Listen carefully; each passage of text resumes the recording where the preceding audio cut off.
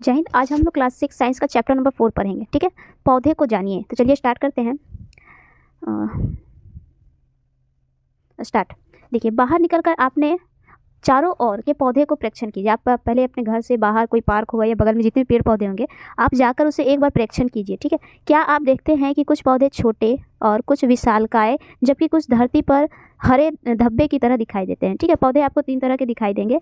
तो एक बड़े होते हैं, विशालकाय होते हैं, एक छोटे होते हैं, और एक जैसे ज़मीन पर लगे हुए रहते हैं जैसे घास होता है। कुछ पौधे की पत्तियाँ हरी होती है, जबकि कुछ पौधे की पत्तियाँ लालिमा युक्त होती है।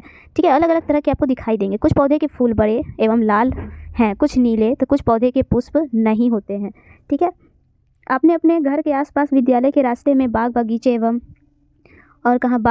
एवं विद्यालय प्रांगण में अनेक हरे पौधे देखे होंगे। आइए हम पौधे के विभिन्न भागों के विषय में जानें। इनमें हम विभिन्न प्रकार के पौधे हैं। ठीक है, विभिन्न प्रकार के जो पौधे हैं सभी के बारे में हम लोग इस चैप्टर में पढ़ेंगे, और पौधे के कितने भाग होते हैं, क्या क्या यूज होता है, ये सारी चीज़ें इस चैप्टर में हम लोग पढ़ेंगे। ठीक है, ये बस है। यहाँ क्रियाकलाप दिया हुआ है, एक देखिए, एक चित्र दिया हुआ है जो काफ़ी आपके लिए इंपॉर्टेंट हो सकता है। ठीक है, तो क्रियाकलाप में क्या है आप देखिए। पहले क्रियाकलाप नहीं है, फूल में क्या है, कंप्लीट नहीं दिखाई दे रहा है, कोई बात नहीं। ये एक पौधा का पार्ट है। इसका ज़मीन के नीचे जो होता है वो क्या होता है, जड़ होता है, मूल होता है। ठीक है, और ये मूल भी 2 पार्ट में बटा हुआ रहता है। पहला होता है प्राथमिक मूल और दूसरा होता है द्वितीय मूल। प्राथमिक मूल देखिए, जो स्टार्टिंग का जो ये तना है प्राथमिक मूल, उसके बाद ये बहुत सारे अंदर में पार्ट में बट जाता है, तो ये हो गया द्वितीय मूल। उसके बाद धीरे धीरे इसका तना निकलता है, फिर डाली निकलती है, फिर देखिए 2 डालियों के बीच में क्या होता है, कलिका होती है। ठीक है, और 2, जैसे कि एक इधर डाली चला गया और एक इधर, इसके बीच में जो भाग हो गया इंटरनॉड। और जहाँ से ये जो सेकेंड निकला, जैसे कि 1 मिनट रुकिएगा, ये क्या हो गया, ठीक है, जैसे ये तना निकला है, और तना के बाद जहाँ से डाली निकलती है वहाँ का जो स्टार्टिंग का पॉइंट होता है उसको बोलते हैं नॉड। ठीक है, और ये पत्ती तो आपको पता होगा, तना है, तना या फिर स्तंभ भी बोलते हैं। फिर इसमें फल होता है और पुष्प होता है, फूल होता है। ये है पूरा जो पौधा का भाग होता है, इतना होता है। फिर से एक बार पुष्प होता है, फल होता है, तना होता है या स्तंभ, पत्ती होती है, नॉड होता है, इंटरनॉड, कलिका, प्राथमिक मूल और द्वितीय मूल होते हैं ये पौधे के भाग। ठीक है, और इसमें और भी ये 2 पार्ट में बटा हुआ है। जो ज़मीन के अंदर होता है बोलते हैं मूल तंत्र है, और जो ज़मीन के ऊपर है वो क्या, प्रारोह तंत्र है। ठीक है, अब देखिए क्रियाकलाप हो गया। अब देखिए, शाक, झाड़ी एवं वृक्ष, इन तीनों के बारे में पढ़ते हैं, और ये तीनों बहुत ही इंपॉर्टेंट है आपके लिए। ठीक है, शाक क्या होता है, झाड़ी क्या होती है, वृक्ष क्या होती है, क्रियाकलाप के द्वारा हम लोग समझते हैं।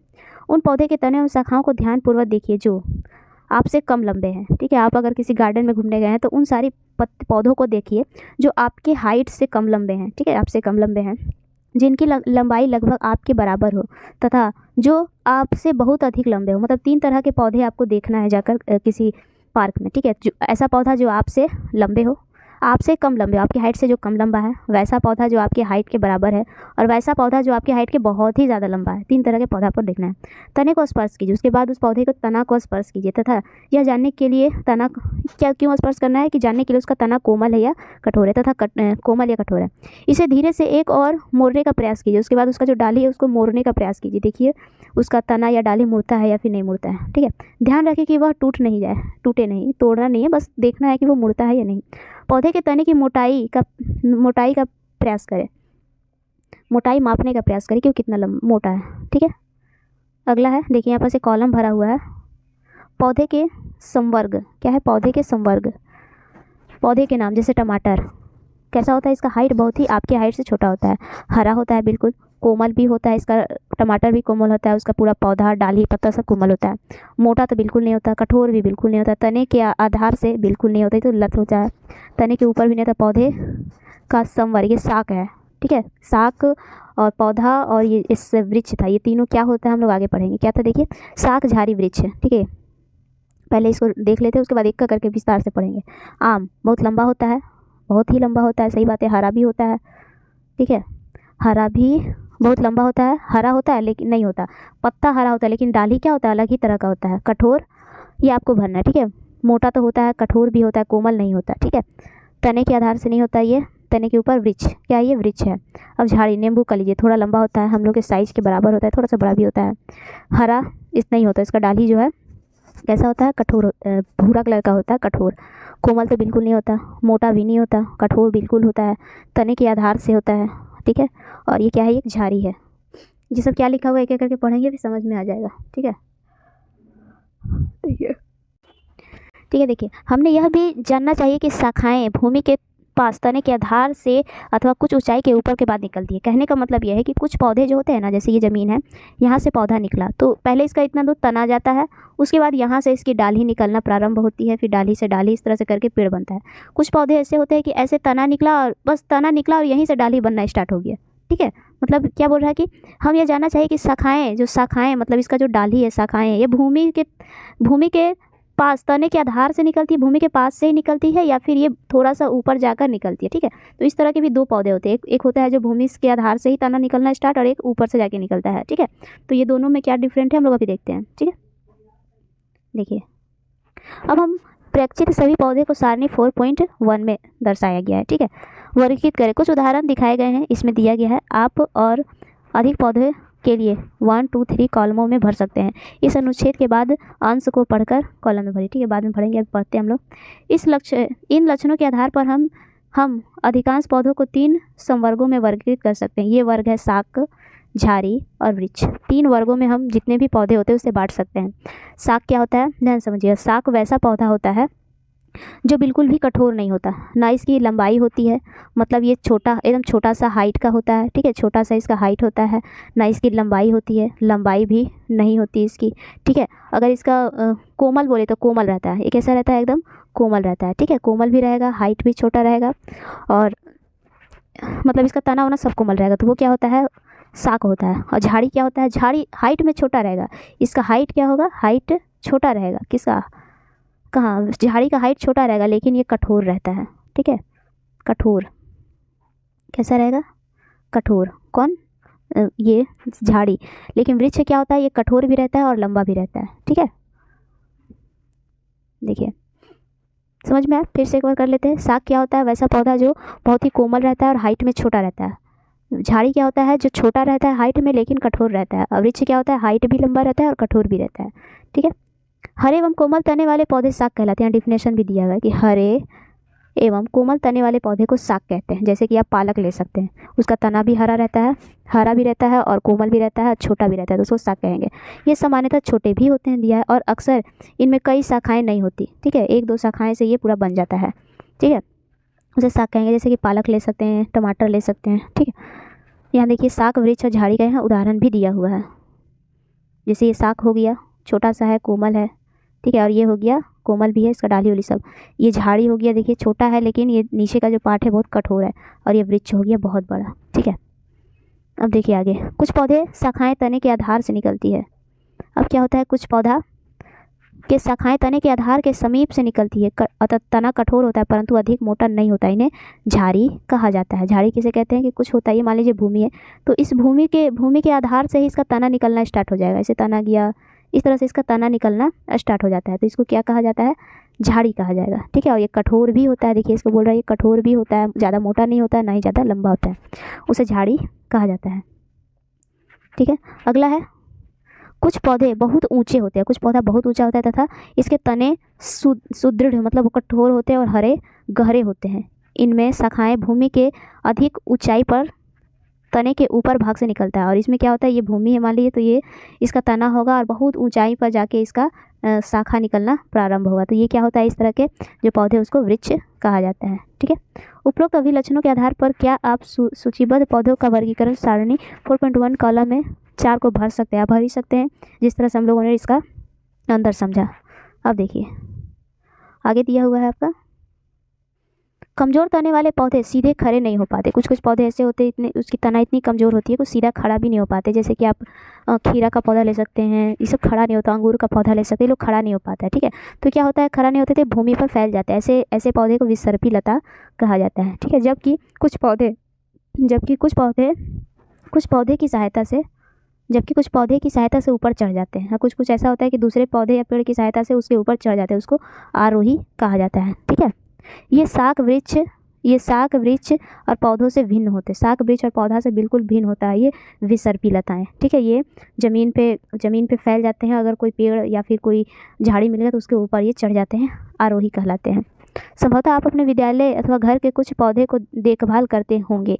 आपने घर अथवा विद्यालय में पाए जाने वाले वृक्ष, झाड़ी तथा अथवा विसर्पी लता के दो दो पौधे के नाम लिखिए। आपका ये काम है कि आप आसपास में जितने भी पौधे हैं उसमें से आप 2 वृक्ष का नाम लिखिए। तो आप क्या लिख सकते हैं, आम लिख सकते हैं और पीपल लिख सकते हैं। झाड़ी का नाम लिखना है तो झाड़ी में आप गुलाब का पौधा लिख सकते हैं और अड़हुल का पौधा लिख सकते हैं। विसर्पी लता में आप अंगूर का पौधा और खीरा का पौधा लिख सकते हैं। ठीक है। तना, अब देखिए जो पेड़ का तना होता है उसके बारे में बताया जा रहा है। अपने आसपास के पेड़ पौधे को देख तथा उनमें तने पर पाई जाने वाली विभिन्न संरचनाओं एवं भागों को देखें।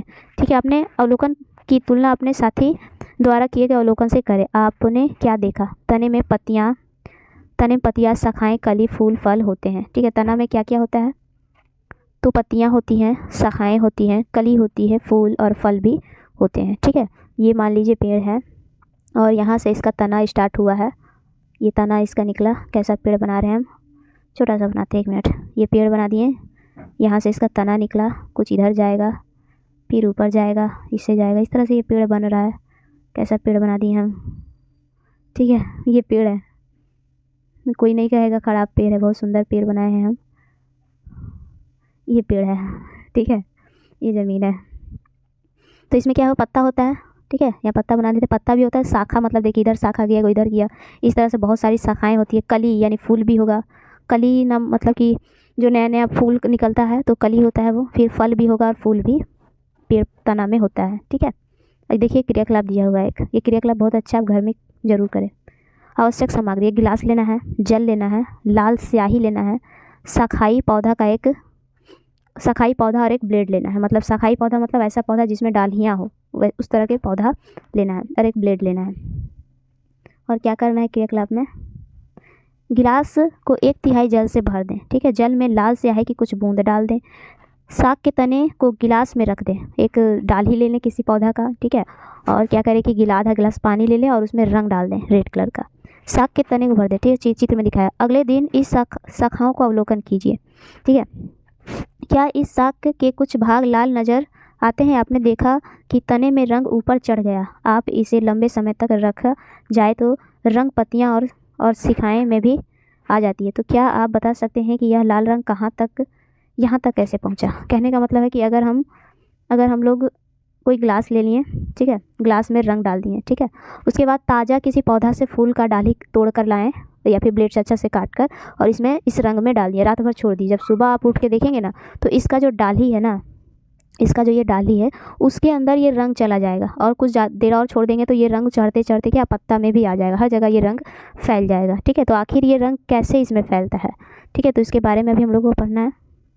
देखिए इस क्रियाकलाप में हमने देखा कि जल तने के ऊपर चढ़ गया। जो जल था रंगीन वाला वो तना के ऊपर चढ़ गया, अर्थात तना जल का संवहन करता है। इसका मतलब ये है कि जो तना है उसका काम क्या होता है? जल का संवहन करना।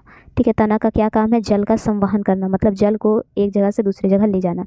लाल स्याही की भांति जल में विलयन खनिज जल के साथ तने के ऊपर पहुँचता है। हम लोग पौधा में खाद देते हैं ना, खाद या फिर कोई भी चीज़ केमिकल, तो वो जो होता है जड़ उसको अवशोषित करता है और उसके बाद तना संवहन करके एक जगह से दूसरी जगह पहुंचाता है। ठीक है। अब पढ़ते हैं हम लोग पत्तियों के बारे में। अब हम लोग पत्तियों के बारे में पढ़ते हैं। आप अपने आसपास के पौधे की पत्तियों को देखकर अपनी नोटबुक में उसके चित्र बनाइए। ठीक है। क्या आप इन सभी पत्ती आकृति, आकार एवं रंग एक जैसे हैं? जितने भी पत्ते होते हैं फूल के, मतलब जितने पौधे के पत्ते होते हैं सबका रंग, आकार और उसका जो आकृति होती है सब अलग अलग होती है। ठीक है। यह तने के किस प्रकार से जुड़ी होती है? आप ये भी ध्यान दें कि तना में कहाँ से ये पत्ता जुड़ा होता है। पत्ती का वह भाग जिसके द्वारा वह तने से जुड़ी होती है उसके पर्णवृंत कहते हैं। मतलब पत्ती का वह भाग जो जिस भाग से वह तना में जुड़ा हुआ रहता है उसे क्या कहा जाता है? पर्णवृंत कहा जाता है। पत्ते के चपटे हरे भाग को फलक कहते हैं। क्या आप अपने आसपास के पौधे के पत्तियों के इन भागों को पहचान कर सकते हैं? क्या सभी पत्तियों में पर्णवृंत होते हैं? तो हाँ बिल्कुल, जितने भी पत्तियाँ होती हैं पर्णवृंत उसमें होती है। देखिए जैसे कि ये डाली है, इसमें ये पत्ता जुड़ा हुआ है, जो छोटी सी चीज़ से जुड़ा हुआ है उसको क्या बोलते हैं? पर्णवृंत कहते हैं। और ये जो पूरा भाग है ये क्या है? फलक है या पटल लिखा हुआ है। ठीक है। और ये तना से ये जुड़ा हुआ है। ठीक है, समझ में? तो कहने का मतलब है कि जितनी भी पत्तियाँ होती है सभी में पर्णवृंत होती है, सभी में पर्णवृंत होती ही है, सभी में फलक होते ही हैं। ठीक है। पत्ती के विषय में और अधिक जानकारी प्राप्त करने के लिए आइए उनकी छाप लीजिए, छाप ले। यदि आप सोचते हैं कि पत्तियों की विशेष छाप नहीं छोड़ सकती तो ठीक है, मतलब ये छापने के बारे में बताया जा रहा है। हम बताते हैं, ये जो क्रियाकलाप है इसको मैं बता दे रही हूँ, ठीक है, डिटेल में। आप एक पेज कॉपी ले लीजिए वाइट कलर का, ठीक है, और पेज के पीछे साइड में, पेज जैसे कि पेज है और पेज के पीछे साइड में पत्ता रख दीजिए कोई भी, और उसको पेंसिल ऐसे, मतलब पेंसिल को सुला कर, ठीक है, स्लीपिंग मोड में पेंसिल को उस पत्ता पे रगड़िए। तो क्या होगा कि जो पत्ता है उसका पूरा छाप पेज पे ऑटोमेटिक बन जाएगा। तो इससे क्या फ़ायदा होगा? पत्ते की इन रेखाओं की संरचनाओं को सिरा कहते हैं। जैसे ही आप बनाएंगे ना तो इस तरह से पत्ता का भाग बन जाएगा, ठीक है, इस तरह से ये बन जाएगा।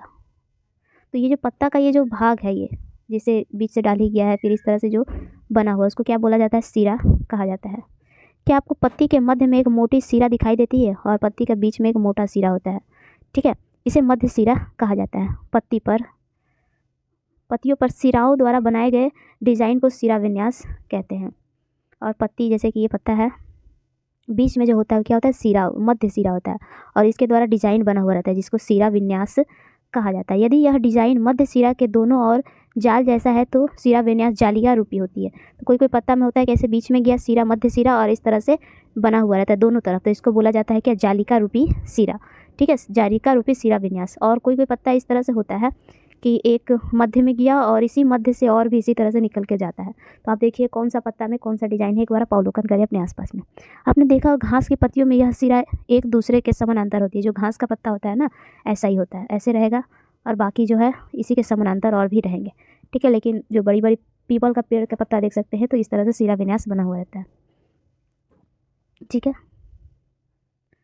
आगे देखिए, ऐसा सिरा विन्यास को समानांतर सिरा विन्यास कहा जाता है। तो जालिका रूपी सिरा विन्यास होता है और एक समानांतर सिरा विन्यास होता है, जिसमें इस तरह से जाली बना हुआ रहेगा, जालिका रूपी सिरा विन्यास, और जिस पत्ता में इस तरह से करके सीधा सीधा लाइन रहेगा वो हो गया समांतर सिरा विन्यास, ठीक है।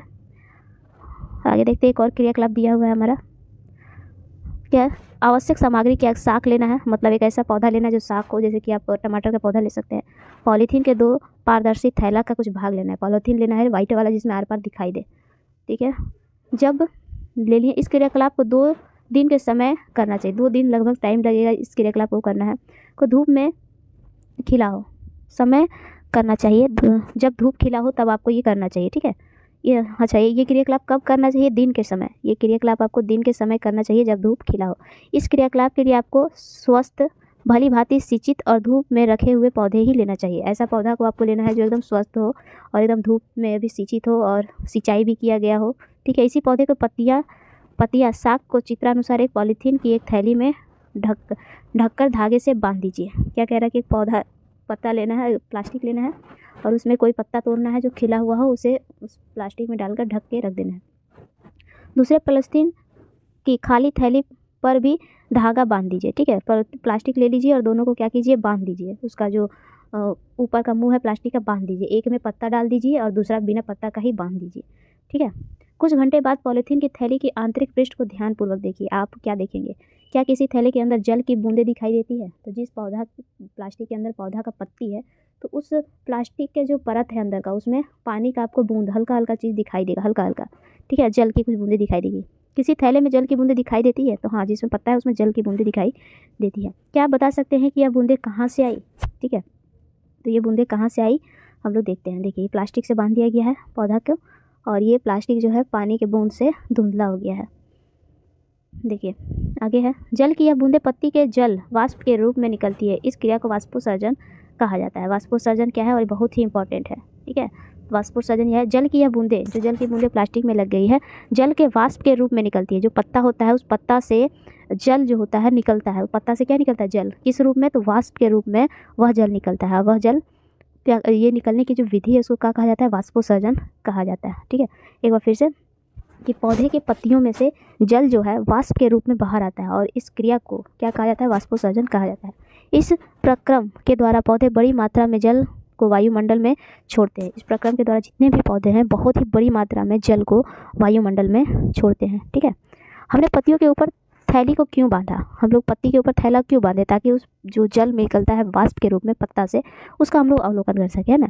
क्या पौधे के वाष्पोत्सर्जन से निकली गई जल वाष्प को हम अन्यथा देख पाते हैं? ऐसे आंखों से तो देखना बहुत ही मुश्किल है कि हम लोग इस पौधा है और उसमें हम जल वाष्प को देख पाएँ, बहुत मुश्किल है। अध्याय 3 में इस क्रियाकलाप के विषय में स्मरण कीजिए। उधर किया गया था जिसमें जल विभिन्न अवस्थाओं में बदल जाता है। हाँ, हम लोग क्रियाकलाप 3 में अध्याय 3 में पढ़े थे कि जल जो होता है विभिन्न अवस्थाओं में रहता है। जैसे कि जल रहता है द्रव्य रूप में, ठीक है, फिर अगर गर्म किया जाए तो वाष्प रूप में आ जाएगा, ठीक है, और इसको फ्रिज में रख दे तो कठोर ठोस रूप में भी आ जाता है जल, ठीक है। उन प्रक्रम का नाम बताइए जिसके कारण जल की बूंदे के रूप में पुनः प्लास्टिक की थैली में दिखाई देने लगता है। तो क्या वाष्पोत्सर्जन के द्वारा ये प्लास्टिक की थैली में दिखाई दिया, वाष्प के रूप में बदला। पत्तियों का और भी कार्य है, आइए इसके बारे में अध्ययन करते हैं। पत्ता का सिर्फ, ये पूरा पीछे आ गए हम लोग, कहाँ पास थे, यहाँ पास। ये क्रियाकलाप हो गया। पत्ता का और भी उपयोग है, ठीक है। पत्ता का सिर्फ जल वाष्पोत्सर्जन ही नहीं है, और भी बहुत सारे उपयोग है पत्ता का। पत्ता का पहला उपयोग क्या पढ़े हम लोग, वाष्पोत्सर्जन, ठीक है, वाष्पोत्सर्जन उपयोग है। देखिए अगला है क्रियाकलाप। आवश्यक सामग्री, पत्ता लेना है, पत्ती लेना है, सिपरट लेना है, बीकर लेना है, परखनली लेना है, बर्नर लेना है, जल लेना है, प्लेट एवं आयोडीन विलयन आपको लेना है, ठीक है। परखनली में एक पत्ती रखिए, परखनली लेना है, उसमें एक पत्ता डाल लीजिए, उसमें पर्याप्त मात्रा में सिप्रल डालें जिससे पत्ती उनमें पूर्णतः डूबी रहे, ठीक है। अब इस परखनली को जल के आधे भरे बीकर में रखिए। बीकर को उस समय तक गर्म करते रहें जब तक पत्ती का हरा रंग पूर्णतः बाहर नहीं निकल जाता है। अब पत्ती को परखनली में सावधानीपूर्वक बाहर निकालकर जल की भली भांति धोएं। इसे प्लेट में रखकर आयोडीन के विलयन की कुछ बूंद डालें। आप क्या देखते हैं, अपने परीक्षण की तुलना अध्याय 1 में खाद्य पदार्थों के विभिन्न पोषकों की उपस्थिति का परीक्षण के समय किए गए परीक्षणों से कीजिए। क्या इसका अर्थ है कि पत्तियां में मंड है? हाँ, चैप्टर नंबर 1 में हम लोग एक क्रियाकलाप किए थे जिसमें मंड का हम लोग परीक्षण किए थे। पत्ता को हम लोग उबाले थे, ठीक है। उबालने के बाद उसमें कुछ अल्कोहल मिलाया गया था जिससे क्या हुआ था कि पूरा पत्ता में जितने भी मंड बने हुए, जितने कार्बोहाइड्रेट के रूप का अलग एक प्रकार का रूप होता है मंड, वो पत्ता में दिखाई देने लगा था। हमने अध्याय में पढ़ा था, ठीक है। आलू में भी मंड उपस्थित होता है। आलू में यह मंड पौधे के अन्य भाग में आकर एकत्रित हो जाता है, परंतु पत्तियां प्रकाश और हरे रंग के एक प्रकार की उपस्थिति में अपना भोजन बनाती है। इस प्रक्रिया में जल एवं कार्बन डाइऑक्साइड का उपयोग करती है। इस प्रक्रम को प्रकाश संश्लेषण कहते हैं। जो पत्तियां होती है उसका पहला काम तो वाष्पोत्सर्जन हम लोग पढ़े हैं, दूसरा काम क्या होता है, प्रकाश संश्लेषण करना। मतलब पत्तियां में एक हरा वर्णक होता है, ठीक है, में उपस्थित अपना भोजन बनाती है। इस प्रक्रम में वो कार्बन डाइऑक्साइड और जल का भी मदद लेता है। कहने का मतलब है कि जो पत्ता होता है प्रकाश संश्लेषण के लिए क्या क्या चीज़ का यूज करता है, तो पहले तो पत्ता में एक हरा वर्णक पाया जाता है, ठीक है। उसके बाद वो जल का भी यूज करता है, ठीक है, कार्बन डाइऑक्साइड का यूज करेगा, और ये सब मिलाकर वो प्रकाश संश्लेषण करके भोजन बनाती है पत्तियाँ का। और क्या काम है, भोजन बनाना। इस प्रक्रिया में ऑक्सीजन निष्कासित होती है, ठीक है। जब प्रकाश संश्लेषण होता है तो क्या बाहर आता है, ऑक्सीजन निष्कासित होती है। पत्तियों द्वारा संश्लेषित भोजन अंततः पौधे के विभिन्न भागों में मंड के रूप में संग्रहित हो जाती है। जब कोई पत्ता अपना भोजन बनाता है, जब कोई पत्ता सूर्य के प्रकाश की उपस्थिति में, ठीक है, सूर्य के प्रकाश की उपस्थिति में भोजन बनाता है, CO2 भी साथ में रहना चाहिए, कार्बन डाइऑक्साइड भी रहना चाहिए, जल भी रहना चाहिए, और क्या, कार्बन डाइऑक्साइड, जल और सूर्य का प्रकाश, और इस पत्ता में एक हरा वर्णक होता है जिसे क्लोरोफिल कहते हैं। ये चारों के मदद से क्या करता है, पत्ता भोजन बनाता है जिसे प्रकाश संश्लेषण कहते हैं, ठीक है। फिर से देखिए, जल की उपस्थिति में, कार्बन डाइऑक्साइड की उपस्थिति में, और सूर्य का प्रकाश की उपस्थिति में, और इस पत्ता में रहता है हरा वर्णक जिसे क्लोरोफिल कहते हैं। चारों की उपस्थिति में पत्ता क्या करता है, भोजन बनाता है जिसे प्रकाश संश्लेषण विधि कहते हैं, ठीक है। आगे देखिए, क्या है, इस प्रकार में ऑक्सीजन निष्कासित होता है। प्रकाश संश्लेषण के बाद ऑक्सीजन मिलता है हम लोगों को, और जब भोजन बन जाता है पत्ता में तो वो भोजन क्या होता है, पत्ता में मंड के रूप में संग्रहित कर लिया जाता है। अब हम अपने क्रियाकलाप किए गए उसमें देखा कि तना पत्ती को जल पहुंचाता है। पहले क्रियाकलाप में हम लोग देखा था कि तना जो होता है पत्ती को जल पहुंचाने का काम करता है, जबकि जल का उपयोग अपना भोजन बनाने के लिए करती है। पत्तियों में जल की कुछ मात्रा का हर्ष वाष्पोत्सर्जन द्वारा होता है। तने और पत्तियों को जल कैसे प्राप्त होता है, ये जड़ का काम है, ठीक है। अब देखिए जड़ का क्या काम होता है। वाष्पोत्सर्जन पढ़ चुके हैं, और हम लोगों ने पढ़ा कि जो हमारा तना होता है वो जल को संवहन करने का काम करता है। अब हम लोग जड़ के बारे में पढ़ते हैं। जड़ का क्या यूज है, जड़। चित्र 4.13 को ध्यानपूर्वक से देखिए। 4.13, पहेली और पूछो में से कौन अपने पौधे को ठीक प्रकार से जल दे रहा है और क्यों। कहाँ गया चित्र 13, देखिए ये पहेली है और ये पूछो है। इन दोनों में से कौन पौधे को अच्छी तरह से जल दे रहा है, तो मुझे लग रहा है पहेली अच्छे से दे रही है, क्योंकि पानी जो है इस पत्ता को नहीं चाहिए, पत्ता पानी नहीं लेता है, किसको चाहिए, पानी जड़ को चाहिए, और ये जड़ में ही डाल रही है और ये पत्ता को दे रहा है, ठीक है। पौधे का कौन सा भाग मिट्टी के अंदर होता है, तो वो होता है जड़। आइए इसके बारे में क्रियाकलाप करते हैं। ठीक है, आवश्यक सामग्री क्या क्या लेना है, 2 गमला लेना है, कुछ मिट्टी लेना है, खुरपी लेना है, ब्लेड अथवा कैंची एवं जल लेना है। इस क्रियाकलाप में यह क्रियाकलाप 4-5 विद्यार्थी के समूह में करना है। बगीचे से किसी खरपतवार के एक पौधे दो पौधे सावधानी से उखाड़िए। बगीचे से 2 पौधा आप उखाड़ कर लाइए। ध्यान रखिए उसकी जड़ों में कोई क्षति ना हो, जड़ को नुकसान बिना पहुंचाए 2 पौधा लाना है। खरपतवार के एक पौधे को एक गमले में मिट्टी डालकर लगा दीजिए। दूसरे पौधे के जड़ को काट कर लगा दीजिए। एक पौधा को जड़ के साथ लगाइए, एक पौधा के जड़ को काट दीजिए। अब इसे दूसरे गमले में लगा दीजिए। इनमें नियमित रूप से जल दीजिए। 1 सप्ताह पश्चात इसका परीक्षण कीजिए। क्या दोनों पौधे स्वस्थ हैं? तो ऐसा तो बिल्कुल नहीं होगा। जिस पौधा का जड़ हम लोगों ने काट दिया था वो पौधा नहीं रह पाएगा। दोनों पौधे में नियमित रूप से जल दिया गया, परंतु एक की जड़ नहीं है। क्या आप यह क्रियाकलाप से जड़ के एक महत्वपूर्ण कार्य के विषय में जान पाते हैं? जड़ का एक कार्य जानने के लिए आइए एक और क्रियाकलाप करें। एक क्रियाकलाप से हम लोग ये समझें कि जड़ का जो काम होता है वो पानी का अवशोषण करना और पूरे पौधे को देना होता है। ठीक है, तो जड़ का बहुत ही महत्वपूर्ण काम है ये। अब क्रियाकलाप 7 से देखते हैं। और पौधा को जीवित रहने के लिए भी ये मदद करता है। जड़ नहीं रहेगा तो पौधा भी जीवित नहीं रह पाएगा। देखिए फिर से क्रियाकलाप है। आपको आवश्यक सामग्री मक्का, चने के बीज, रुई की कटोरी व जल चाहिए। 2 टोकरियाँ लीजिए, इसमें भीगी हुई रुई रखिए। भीगा हुआ रुई लेके 2 कटोरी रख देना है। एक कटोरी में चने के 3-4 बीज, दूसरे में मक्का के दाने रखिए। जल डालकर रुई को हमेशा नम रखिए। मतलब एक टोकरी लेना है, ठीक है, कोई भी 2 टोकरी ले लेना है और दोनों में रुई रख देना है पूरा एकदम। रुई रखने के बाद रुई को हल्का भिंगा दीजिए और एक में चना डाल दीजिए 4-5 बीज और दूसरा में मक्का डाल दीजिए 4-5 बीज। ठीक है, और हमेशा रुई को भिंगा के रखना है। 1 सप्ताह तक उन्हें सींच कर रुई में बाहर निकालने का प्रयास कीजिए। यह नवोदित सरलता से रुई से बाहर खींच जाता है। क्यों? और जैसे ही हम लोग फिर 1 सप्ताह बाद उस चना को या फिर जो मक्का है उसको हम लोग बाहर निकालेंगे उस रुई से, तब क्या होगा देखिए। क्रियाकलाप 6 में हमने देखा कि हम पौधे को भूमि से खींचकर आसानी से नहीं निकाल पा रहे थे। उन्हें मिट्टी खोद कर निकालना पड़ा था। जो जड़ें पौधे के मिट्टी में मजबूती से जकड़ लेती हैं। जो जड़ होती है वो क्या होता है, मिट्टी में जाकर अच्छे से मिट्टी को पकड़ लेता है, जिससे किसी पौधे को ज़मीन से निकालना बहुत ही मुश्किल हो जाता है। अब देखिए ये क्या हो गया, हम लोग रुई में लगाए थे ना चना और मक्का को, तो देखिए ये रुई 1 सप्ताह बाद क्या हुआ, इस चना में से ये पौधा निकला और इस रुई में जाकर फंस गया। इसे भी निकालना काफ़ी मुश्किल होगा। देखिए इन्हें मिट्टी में पौधे का स्थिकर कहते हैं। क्या कहते हैं? स्थिकर। मतलब मिट्टी में जो जड़ अच्छी तरह से पकड़ बना लेता है उसको क्या बोलते हैं? स्थिकर, स्थिरक कहा जाता है। स्थिरक क्या है? स्थिरक है।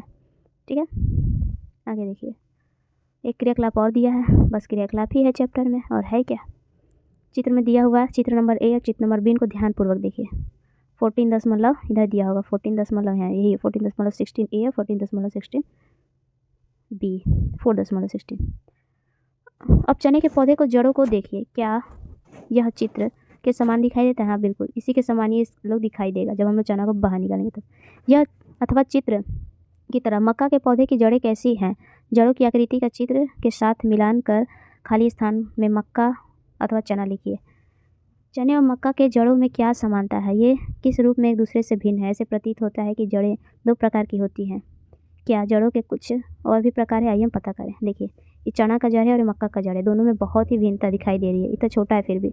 चना का जड़ देखिए ऐसे एक सीधा आया और उसके बाद इस तरह से लग रहा है शाखा बन रहा है छोटा छोटा, लेकिन जो मक्का का जड़ है एक ही शाखा बना ही नहीं इस तरह से। ठीक है, दोनों में काफ़ी ज़्यादा भिन्नताएँ पाई जा रही है। ठीक है, एक और क्रियाकलाप है। खुले मैदान में जाइए जहाँ बहुत से खरपतवार उग गए हों। फिर से आपको किसी गार्डन में जाना है जहाँ पर बहुत सारे खरपतवार उगे हों। उस खरपतवार पौधे की मिट्टी खोद कर निकालिए और जड़ों से मिट्टी खोद कर अलग कर उसका निरीक्षण कीजिए। क्या आपने ध्यान दिया कि सभी खरपतवार के पौधे की जड़ या चित्र 14.6 की तरह है अथवा 14.b की तरह है? मतलब कि जितना भी पौधा को आप निकालेंगे जाके किसी गार्डन से, तो देखेंगे किसी पौधा का जो जड़ होता है स्ट्रेट होता है, ज़मीन के अंदर इस तरह से चला गया, और कुछ पौधा जो होता है ऐसे जाएगा, फिर बीच में बहुत सारी शाखाएँ बन के ज़मीन के अंदर जाएगी। ठीक है, 2 तरह से जड़ होता है, जैसे कि यहाँ चित्र में भी दिखाया गया है। पौधा का जो जड़ होता है 2 तरह से होता है। देखिए इसे सीधा गया है, मोटी डंडी, फिर इसकी शाखा बहुत कम होती है, ना के बराबर। ये केवल शाखा ही बना हुआ है, कुछ है ही नहीं इसमें। ठीक है, तो तो ये होता है दो तरह से जड़। तो एक होता है मूसला जड़, ठीक है, जो स्टेट जाता है मूसला जड़, और जो शाखा बन के जाता है वो रेशेदार जड़ होता है। जिन पौधों के जड़ें आकृति 4.17a की तरह है, ये इसकी तरह है, उसे क्या कहा जाता है? उसे मूसला जड़ कहा जाता है। क्या कहा जाता है? मूसला जड़ कहा जाता है। तथा छोटी जड़ों को पार्श्व जड़ कहते हैं, और इसमें जो छोटा छोटा जड़ निकला हुआ है वो क्या है? पार्श्व जड़ है। जिन पौधों की जड़ें आकृति चित्र 4.17 बी के समान है, उनमें से कोई मुख्य जड़ नहीं है। इसका कोई मुख्य जड़ नहीं है, बहुत सारे जड़ हैं, सब बहुत सारे जड़ हैं और उसमें भी बहुत सारी शाखाएँ हैं, ठीक है। कहाँ गया? जड़ें एक समान दिखाई देती है, जिन्हें झगड़ा जड़ या रेशेदार कहते हैं, ठीक है, जड़ कहते हैं। एकत्र किए गए खरपतवार पौधे को उनकी जड़ के आधार पर दो समूहों में बांटिए, ठीक है। जितने भी आप गार्डन से पौधे लाएंगे उसको दो समूह में बांट दिए जड़ के आधार पर। मूसलाधार जड़ें मूसलाधार जड़ वाले पौधे को समूह ए में तथा रेशेदार जड़ वाले पौधे को समूह बी में रखिए। समूह ए के पौधे की पत्तियां को देखिए, इसका सिरा विन्यास किस प्रकार है। समूह बी के पौधे की पत्तियां का सिरा विन्यास किस प्रकार है, ठीक है। कहने का मतलब है कि आप दो ठो समूह बनाइए, एक में झगड़ा जड़ या फिर रेशेदार जड़ रखिए, रेशेदार जड़ जितने भी है पौधे उसको रखिए, और दूसरा में जितना भी मूसला जड़ वाले पौधे हैं उसको रखिए। और देखिए कि रेशेदार जो पौधे हैं उसके पौधे जो है उसके पत्ता किस डिज़ाइन का है, और जो झगड़ा जड़ है उसका पत्ता किस डिज़ाइन का है, ठीक है। दोनों का अवलोकन कीजिए। देखिए अवलोकन करने से क्या मिला हम लोगों को। क्या आपने ध्यान दिया कि पौधे की पत्तियों के सिरा विन्यास एवं जड़ के प्रकार में एक रोचक संबंध है। क्या उन सभी पौधे जिनका आप अध्ययन कर चुके हैं कि पत्तियों का सिरा विन्यास एवं जड़ के प्रकार को सारणी 4.2 में भरा गया है, ठीक है। पौधे का नाम आपको जो भी अवलोकन करना है भरना, पौधा का नाम, सिरा विन्यास और जड़ के प्रकार। हम लोग पढ़ते हैं और भी ज़्यादा क्लियर होगा। हमने देखा कि जड़ें मिट्टी से जल का अवशोषण करती हैं। हाँ, हम लोग पढ़े थे कि मिट्टी से जल का अवशोषण जड़ ही करती है, तथा तना, जल एवं खनिज को पत्तियों एवं पौधे के अन्य भागों तक पहुँचाया जाता है। पत्तियाँ भोजन संश्लेषण करती है। पत्तियाँ का काम है भोजन का संश्लेषण करना। यह भोजन तने से होकर पौधे के विभिन्न भागों में संग्रहित हो जाती है। और भोजन क्या होता है? पत्ता में भोजन बनता है और ये भोजन पौधा के विभिन्न भागों में संग्रहित हो जाता है। इस प्रकार के कुछ जड़ जैसे कि गाजर भी एक जड़ है, मूली भी जड़ है, शकरकंद, शलजम एवं टेपियोका आदि को भी हम खाते हैं। कुछ जड़ भी हम लोग खाते हैं, ठीक है। हम पौधे के अन्य भागों को भी खाते हैं। यह भोजन भंडारित रहता है। बहुत सारे पौधे के बहुत सारे भाग हम लोग खाते हैं। क्या आप यह बात से सहमत है कि तना दो तरफा मार्ग की तरह कार्य करता है? चित्र में दिखाया गया है। लिखिए कि तने के कौन से पदार्थ ऊपर की ओर जाते हैं और कौन से नीचे की ओर जाते हैं। अगले परिच्छेद में हम पुष्प की संरचना के अध्ययन करेंगे, ठीक है। मतलब कि जड़ जो होता है ज़मीन में जाता है और तना ऊपर रहता है, ठीक है। पुष्प के बारे में हम लोग पढ़ते हैं। अब हम लोग पुष्प के बारे में पढ़ते हैं, ठीक है। गुलाब के पौधे की 3 आलेख यहाँ दिया हुआ है चित्र में, ठीक है। 4.19 और ए है, बी और सी दर्शाया गया। कौन सी स्थिति में आप पौधे को भली भांति पहचान सकते हैं और क्यों? यहाँ 3 ठो पौधा दिया है, तीनों गुलाब का है, लेकिन इसमें तीनों में से कौन सी स्थिति में आप पहचान पाएंगे गुलाब का पौधा है? तो ये जिसमें फूल खिला है उसी से हम लोग पहचान पाएंगे कि गुलाब का पौधा है, ठीक है।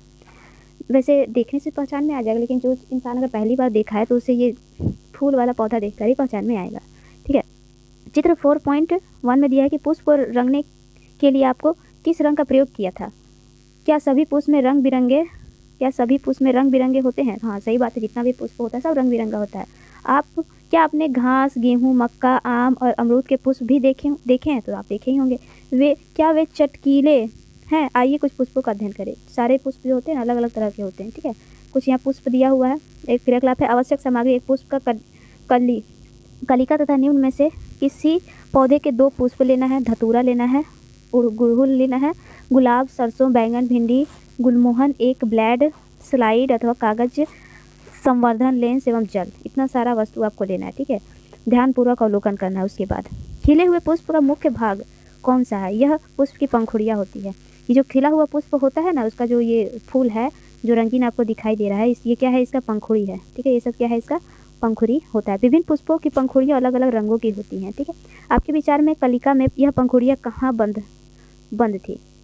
मतलब पहले कली होता है, देखिए ये कली है, ये 2 चित्र दिया है, ये क्या है? कली है। और ये कलिका में क्या है? जितनी पंखुड़ियाँ हैं बंद है अभी, और जैसे ही फूल खिलता है तो एकदम ये सारी पंखुड़ियाँ खिलकर बाहर आ जाती है, ठीक है। कली के प्रमुख भाग कौन सा है? क्या आपने ध्यान दिया होगा कि यह भाग छोटी पत्ती की भांति दिखाई देता है, इसे बाह्य दल कहते हैं। पुष्प के बाह्य दल एक पंखुड़ी और भली भांति अवलोकन कीजिए तथा इन प्रश्नों का उत्तर दीजिए। ये जो दिया हुआ है देखिए जो चित्र दिया हुआ है इसमें ये जो हरा हरा जो दिख रहा है आपको इस तरह से निकला हुआ, ये क्या चीज़ है? ये बाह्य दल है। पुष्प का क्या है? बाह्य दल है। ठीक है, और बाह्य दल का अवलोकन कर लिए हम लोग। उसके बाद कुछ प्रश्न का उत्तर देते हैं। सबसे पहले इनमें से कितने बाह्य दल है? आपने बाह्य दल गिना होगा, कितने बाह्य दल है गिन के देखिए। 1 2 3 4 5, 5 गो बाह्य दल है। ठीक है, क्या ये आपस में जुड़े हुए हैं अथवा स्वतंत्र रूप हैं? तो ये आपस में जुड़े नहीं है, बिल्कुल स्वतंत्र रूप में है। बाह्य दल एवं पंखुड़ियाँ किन रंगों के? तो बाह्य दल हरा है, पंखुड़ी इसका एकदम गुलाबी है। आपके फूल में पंखुड़ियों की संख्या कितनी है? आपने जो फूल लिया है मतलब क्रियाकलाप के लिए, उसमें कितना पंखुड़ी है आप लोग गिनिए। ठीक है, क्या वे एक दूसरे से जुड़ी हुई हैं? तो देखिए कि पंखुड़ी जो है एक दूसरे से जुड़ा हुआ है कि नहीं, जो आप लोग लिए हैं एक बार अवलोकन कीजिए। ठीक, क्या जुड़े हुए बाह्य दल वाले फूल की पंखुड़ियाँ अलग अलग है या संयुक्त है? ये आपके लिए क्वेश्चन है। ठीक है, अपनी कक्षा में सभी विद्यार्थी अलग अलग तरह के फूल लाएँ और ये क्रियाकलाप करें। ठीक है, तो यहाँ पास एक प्रेक्षण दिया हुआ है, फूल के नाम भरना है, बाह्य दलों की संख्या कितनी है, पंखुड़ियों के रंग उसकी संख्या कितनी है, बाह्य दल से जुड़े हैं या फिर स्वतंत्र है भरना है, पंखुड़ियाँ जुड़ी अथवा है या स्वतंत्र है, ये सब चीज़ भरना है इसमें। ठीक है, ये आप लोग कर सकते हैं। विद्यालय अथवा किसी अन्य बगीचे में जाकर विभिन्न पुष्पों का अध्ययन कीजिए तथा अपने प्रेक्षण इन सारणी में भरना है। ठीक है, इस सारणी में अंतिम 2 कॉलम भरे हुए हैं। आप पुष्प के आंतरिक भाग को स्पष्ट रूप से कब देखेंगे? जब पंखुड़ियाँ जुड़ी हो अथवा जब स्वतंत्र हो। तो जब पंखुड़ियाँ जुड़ी हुई रहती है तो अंदर का भाग अच्छे से नहीं देख पाते। नहीं, पंखुड़ी जब जुड़ा हुआ रहता है, खिला हुआ रहता है, तो हम लोग पंखुड़ी तो खिल के साइड हो जाता है, तो बीच का भाग हम लोग आराम से देख सकते हैं। तो ये जो आपका है लास्ट जो 2 बॉक्स है, पुंकेसर, स्वतंत्र अथवा पंखुड़ी और स्त्री केसर, इसके बारे में हम लोग पढ़ते हैं। उदाहरण के लिए फूल दिया हुआ है। ठीक है, 2 फूल है, इसका नाम क्या है? घंटाकार पुष्प।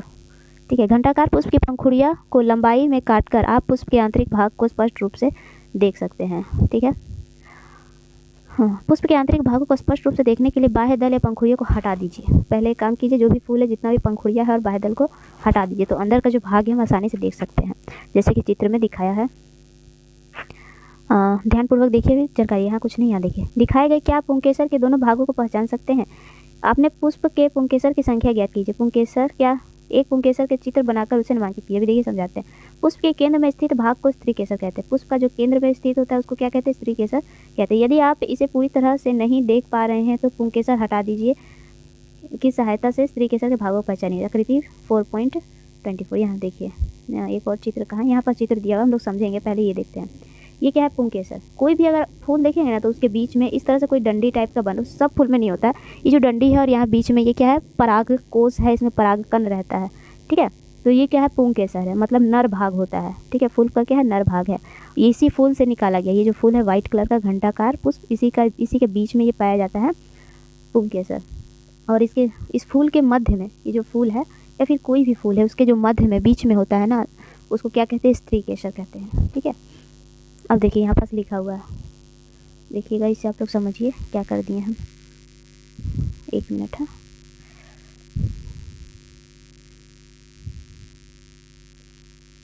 जड़। ठीक है, यहाँ थे हम लोग। देखिए ये पुष्प था। ठीक है, पुष्प का ये नीचे वाला भाग है। उसके बाद क्या था? यहाँ से पंखुड़ी बना हुआ रहता है, इस तरह से करके पंखुड़ी बना हुआ रहता है। ठीक है, और पंखुड़ी के बीच में ये लगी हुई रहती है, जिसको कहते हैं स्त्री केसर। पंखुड़ी के बीच में जो रहता है स्त्री केसर होता है, स्त्री केसर है। और इसके ऊपर में क्या है? वर्तिकाग्र है, मतलब हल्का सा पाइप की तरह इसमें छेद होता है। ठीक है, उसको कहते हैं वर्तिकाग्र। और इसमें एक लाइन होता है बीच में, अंदर में बहुत पतला सा। और ये जो डंडा है क्या? वर्तिकाग्र है, और बीच में नीचे में होता है अंडाशय। ठीक है, ये होता है पूरा। अब देखिए, और इसको अगर और भी मतलब कि जूम करके देखें तो कुछ इस प्रकार से होता है। ठीक है, ये होता है बीजांड, और इस तरह से कुछ संरचना इसमें बनी हुई रहती है स्त्री केसर में। ठीक है, अंडाशय की कुछ संरचना दी हुई है। आइए अब एक पुष्प के अंडाशय की संरचना का अध्ययन करते हैं। पुष्प का जो अंडाशय है उसको काट कर यहाँ अध्ययन किया गया है। ठीक है, देखिए ये जो स्त्री केसर है इसे लिया गया है और इसे ब्लेड से इस तरह से काट के अंदर से अध्ययन किया गया है ताकि इसमें क्या मिले। ठीक है, अंडाशय का कर्तन अर्ध से काटा गया, अनुप्रस्थ काट, मतलब इसे बीच से काटा गया है। क्या निकला? अंडाशय के काट को सूखने से बचाने के लिए प्रत्येक काट पर जल छिड़की, और इसे काटने के बाद हमेशा जल छिड़कना ताकि सूखे ना। ठीक है, उसके बाद देखते हैं इसे क्या मिलता है। आवर्धन लेंस की सहायता से अंडाशय की आंतरिक रचना का अध्ययन कीजिए। क्या आपको अंडाशय में छोटी छोटी गोल संरचना दिखाई देती है? तो बिल्कुल दिखाई देगा। ठीक है, अंडाशय के अंदर आप लोग अगर आवर्धन लेंस से देखेंगे तो इसके अंदर छोटी छोटी संरचना को दिखाई देगी। इन्हें बीजांड कहते हैं। अंडाशय के आंतरिक भाग का अपनी नोटबुक में चित्र बनाइए। अंदर का कैसी तरह का संरचना अपने नोटबुक में चित्र बनाइए। कुछ और पौधे का अध्ययन करने के लिए अपने अध्यापक के साथ विद्यालय अथवा किसी पार्क के बगीचे में जाइए एवं अधिक से अधिक पुष्पों का अध्ययन कीजिए। पुष्प के नाम जानने के लिए आप माली की सहायता भी ले सकते हैं। ध्यान रहे कि आवश्यकता से अधिक पुष्प ना तोड़ें। नोटबुक में जो कुछ आप अपने सारणी 4.3 में लिखा गया है उसके आधार पर प्रश्नों के उत्तर दीजिए। ठीक है। क्या सभी पुष्पों में बाह्यदल, पंखुड़ी, पुंकेसर, मिस्त्रीकेसर पाए जाते हैं? तो हाँ, बिल्कुल सभी पुष्प में बाह्यदल, पंखुड़ी पाए जाते हैं, लेकिन कोई कोई पुष्प ऐसा होता है जिसमें केवल पुंकेसर होता है, किसी में केवल स्त्रीकेसर होता है, किसी में दोनों ही पाया जाता है। क्या पुष्प ऐसे भी होते हैं जिनमें उपयुक्त पुष्पांगों में से कोई भी भाग ना हो? तो नहीं, ऐसा नहीं होता, लेकिन दोनों में से एक होगा। जैसे कि कोई पुष्प है जिसमें हो सकता है केवल स्त्रीकेसर हो या फिर केवल पुंकेसर हो। ठीक है, दोनों में से कोई एक होगा या फिर दोनों हो सकता है। ऐसा नहीं हो सकता कि दोनों ही ना हो, ऐसा नहीं हो सकता। क्या किसी पुष्प में इसके एक भाग भी मिलते हैं? हाँ, बिल्कुल मिलते हैं। क्या आपने ऐसे पुष्प भी देखे हैं जिनमें बाह्य दल में पंखुड़ियाँ समान दिखते हैं? ऐसा पुष्प का नाम बताइए जिसका बाह्य दल की जो पंखुड़ियाँ हो वो समान हो। क्या कोई पुष्प ऐसा भी है जिसमें बाह्य दलों की संख्या एवं पंखुड़ियों की संख्या असमान हो? ऐसा भी पुष्प, जैसे गुलाब हो सकता है, उसका बाह्य दल 5 है और पंखुड़ियाँ तो बहुत सारी होती है। ठीक है। अब अगला है, अब आप यह बात में सहमत हैं कि सभी पुष्पों की संरचना सदैव एक जैसी नहीं होती है? बिल्कुल सहमत है। विभिन्न पुष्पों के बाह्य दल, पंखुड़ियाँ, पुंकेसर एवं स्त्रीकेसर की संख्या में अंतर हो सकता है। कुछ पुष्पों में इनमें से कुछ भाग अनुपस्थित भी हो सकते हैं। आपने पत्ती, तना एवं जड़ के लक्षण एवं कुछ कार्यों के विषय में पढ़ा। हमने विभिन्न पुष्पों की संरचना का भी अध्ययन किया। आप पुष्पों की कार्यों के विषय में अगली कक्षा में पढ़ेंगे। हम फलों के विषय में भी अगली कक्षा में पढ़ेंगे। ठीक है। देखिए, ये सब जो प्रमुख शब्द हैं हम लोगों ने पढ़ा था, आरोही पढ़ा था। ठीक है, कि कोई जो लता है वो जो मतलब कोई पौधा है जो मतलब उसका तना मजबूत नहीं रहता है, वो स्ट्रेट नहीं हो सकता, तो क्या होता है किसी दूसरे पौधा के सहारे उस पर चढ़ जाता है, वो आरोही रहता है। संवहन पढ़ा था हम लोगों ने, विसर्पी लता, रेशेदार लता, शाक और सर्वजल, मध्य सिरा। ठीक है। विषय क्या है? सिरा विन्यास, बीजांड, पर्णवृंत, प्रकाश संश्लेषण, स्त्रीकेसर, जालिका रूपी सिरा विन्यास, बाह्यदल, झाड़ी, पुंकेसर, मूसलाजर, वाष्पोत्सर्जन, वृक्ष एवं सिरा के बारे में हम लोगों ने पढ़ा। ठीक है, तो आप ये वाला पढ़ लीजिए। मिलते हैं अगले क्लास में, तब तक ध्यान रखें।